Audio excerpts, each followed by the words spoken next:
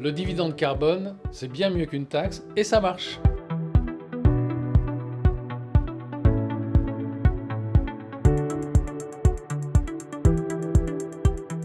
Pour parvenir à zéro émission de CO2 d'ici 2050, l'Europe est prête à mettre des moyens considérables et à beaucoup réglementer. Mais ça ne suffira pas.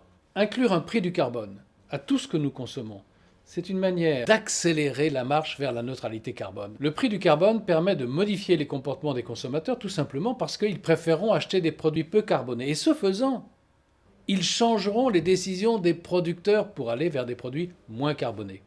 Tout l'argent collecté sur le carbone, que ce soit par le système ETS, la taxe à la frontière, les taxes nationales, doit être intégralement redistribué aux citoyens. Ce n'est pas fait pour financer les déficits des États. Une redistribution à parts égales, par un chèque vert, comme ça a déjà été proposé en France. Ce chèque vert, qui serait le même pour des gens à bas revenus et à haut revenus, corrigerait l'impact sur les inégalités de revenus.